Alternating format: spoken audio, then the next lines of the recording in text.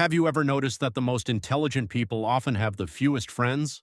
And the people who speak the most truth are often the ones others start avoiding. But the real question is this how the world actually works? Or are we missing something deeper that we don't understand? This is the story of a simple boy who lived in a small village. He was not like other children. He used to observe everything around him.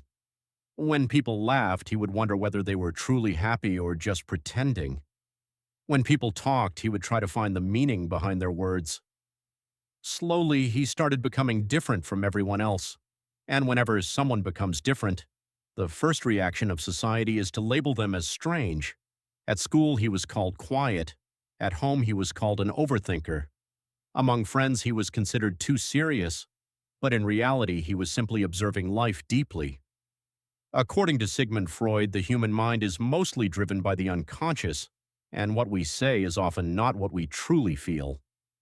This boy naturally started noticing these hidden patterns, but the problem was that people do not like hearing uncomfortable truths. One day he asked his friend why he always laughed even when he didn't seem happy. His friend laughed and called him crazy. That was the first time he realized that speaking the truth is not always safe. People don't want truth. They want comfort. And anyone who breaks that comfort is usually pushed away. As time passed, the boy became quieter. People started finding him boring, and some even stopped talking to him. But something was changing inside him. He was starting to understand himself. And when a person begins to understand themselves, they start seeing the world differently. Then one day, an incident happened in the village where everyone was in panic. The boy simply observed everything and said that they were looking at the problem from the wrong angle. At first, nobody listened to him, but later his observation turned out to be correct. However, even after that, people did not call him smart. They still called him different.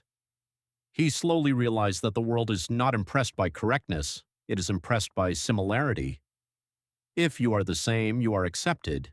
If you are different, you become a question. And maybe this is the biggest paradox of life, that the people who understand the most are often the ones who are least understood. But in the end, the real question is not what the world thinks about you. The real question is whether you truly understand yourself.